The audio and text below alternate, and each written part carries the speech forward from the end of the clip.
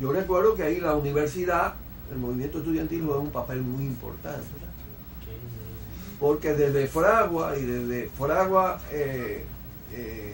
con mayoría en la Federación de Estudiantes Dominicanos, se organizan la resistencia en los barrios y se hace una conexión muy fuerte con el movimiento obrero, con FOSA Sedistrado, con POASI, con los sindicatos con el Sindicato Unido de la Romana, con una YOSIN. Es decir, todo eso pasaba de alguna manera por la universidad, porque la universidad, aunque cercaba, el cerco no era total, era vulnerable. Nosotros sacábamos misiones por determinado lado de la universidad, entraban compañeros, y entonces se hicieron todos esos contactos cara a la huelga del 1 de mayo, que se convierte en una huelga casi insurreccional, una especie de insurrección sin armas. La policía no pudo meterse en los barrios. Yo no sé exactamente si Camaño estaba en ese momento en la policía o si ya había sido sancionado. No lo recuerdo exactamente. Pero el hecho real es que eso marca un nuevo momento, el 1 de mayo del 64, que es la población y los barrios insubordinados de tal manera que la policía perdió el control. No podía ni siquiera meterse en los barrios. Yo creo que ese es un factor que fue una especie de precondición de crecimiento de las luchas cara a lo que iba a pasar en abril del 65. Ahí hay de hecho un pulso entre la alta oficialidad trujillista y los oficiales más jóvenes, porque ahí está La Chapelle, Hernando Ramírez, Montearache, Camaño, sí. Rafael Tomás Domínguez. Montearache entra en acción desde el cuerpo de los hombres grana, bajo la instrucción de Ilio Capozzi, oficial del ejército italiano, hombre que participó del lado del eje, como se decía, fascista en la Segunda Guerra Mundial, pero que tuvo misiones en África. Un oficial, él y André de la Rivière, francés, eran oficiales de una alta formación técnica. Y en materia de tropa especial,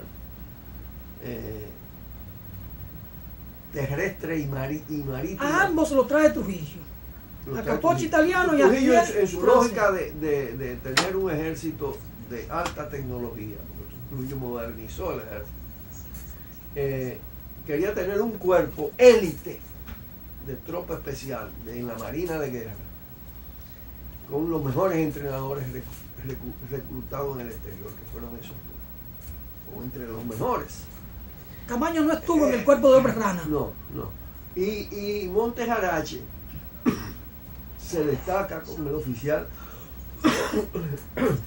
jefe de ese cuerpo y líder, porque Montearache creó un liderazgo por sus propias también condiciones físicas y su capacidad de conducción de ese cuerpo. Bueno, que los entrenadores lo seleccionan, dicen, este es el oficial jefe de... Montearache no entra en la conspiración con mucha anticipación. Montearache reacciona tengo entendido, frente al golpe, estando en la caldera, cuando no acepta las órdenes de los militares golpistas, por una convicción, una inclinación de que había que respetar el orden constitucional. Entonces, ahí entra en acción y se conecta con los otros oficiales. Era también un oficial joven, resultó ser muy valioso su incorporación, su aporte. Pero ahí es que se va conformando el mando.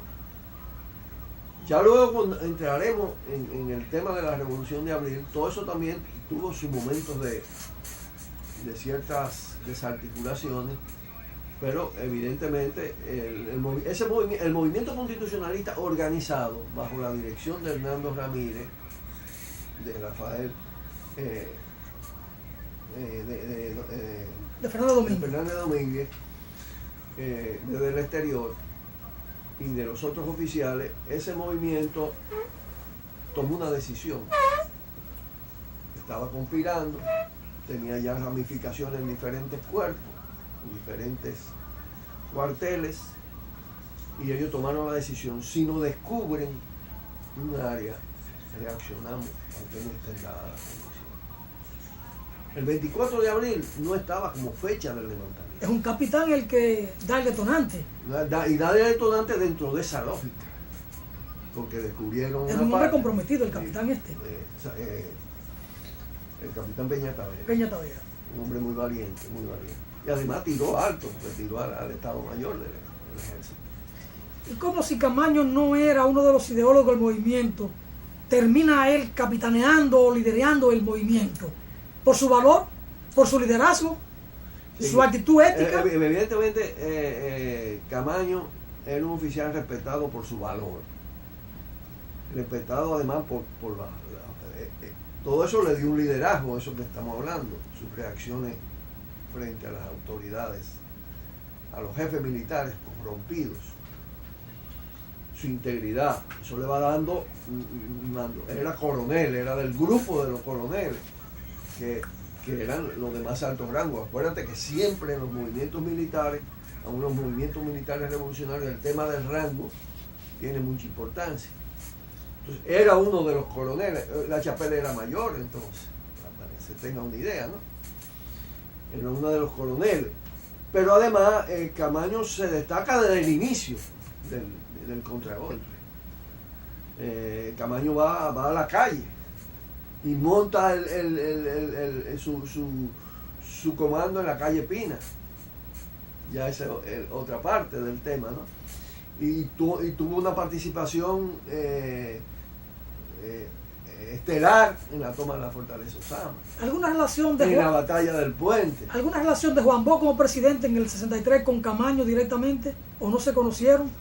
Yo no conozco, creo que no existía esa no conozco. Pero sí, siendo Camaño un oficial Sí. ético, y ese comportamiento ético de Juan Bosch seguro que lo impactó grandemente. Sí, pero Juan Bosch, cuando Camaño ingresa a ese movimiento por la vía de Fernández Domínguez y de los otros oficiales, ya Juan Bosch estaba en Puerto Rico. Sí, la idea es la siguiente.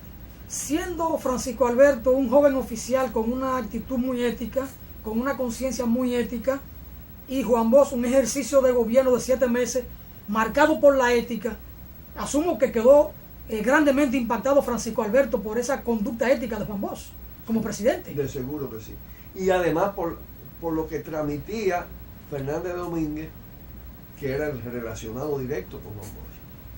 Acuérdate que eran muy amigos, eran amigos de infancia. Entonces Fernández Domínguez le transmitía esa realidad. Pero cuando Camaño se incorpora en términos políticos, ya no solo como una reacción frente a la corrupción en la época del triunvirato, ya Juan Bosch estaba en Puerto Rico y Fernández Domínguez estaba afuera. Ahí ya se da una dinámica propia.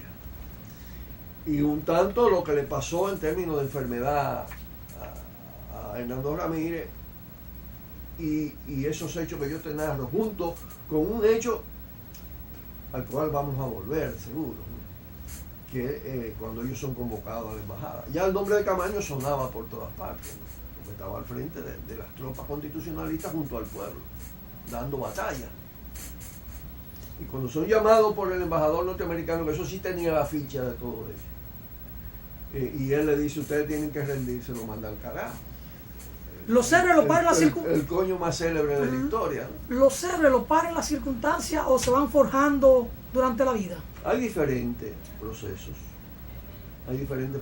pero indudablemente Camaño no estaba 6 meses antes, más ni 3 meses antes, figuraba como un posible líder político-militar de una epopeya como la de Abril. Surgió, es una creación del pueblo, naturalmente con un componente individual de sus condiciones, de sus características, de sus actitudes. Fíjate que el caso de Chávez, a Chávez hay una frase que que lo catapulta. Primero el levantamiento contra un gobierno podrido, corrupto.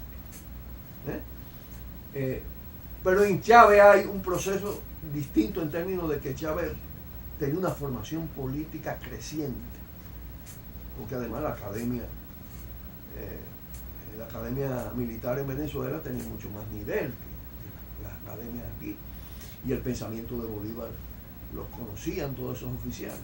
Bueno, y él tenía otros antecedentes. Pero Camaño conocía el pensamiento de Juan Pablo Duarte, porque ahí en el Parque Independencia, cuando él arenga al pueblo, él apela a Juan Pablo Duarte. Sí, pero acuérdate lo siguiente, que lo que le daban a los oficiales de Juan Pablo Duarte eran cápsulas muy deformadas.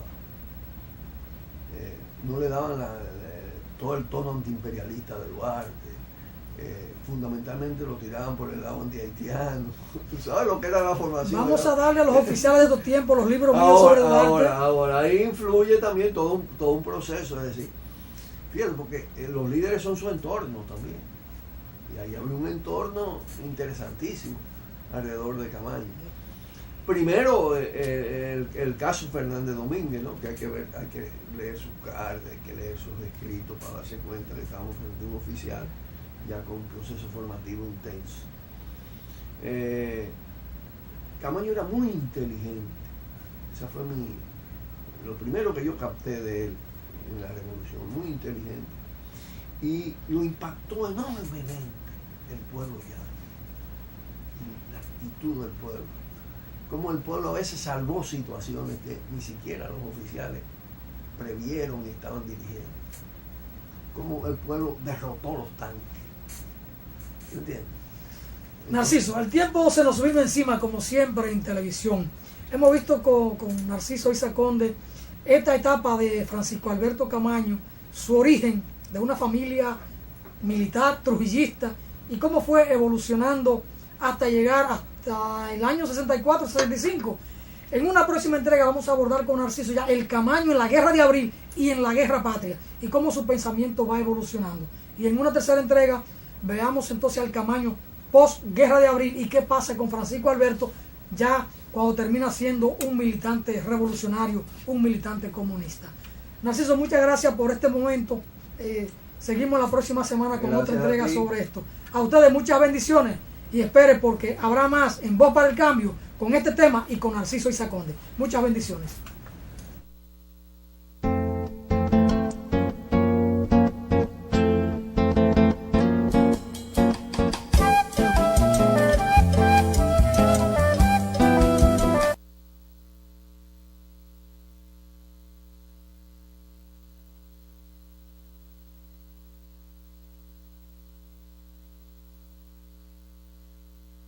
Salón Mechi.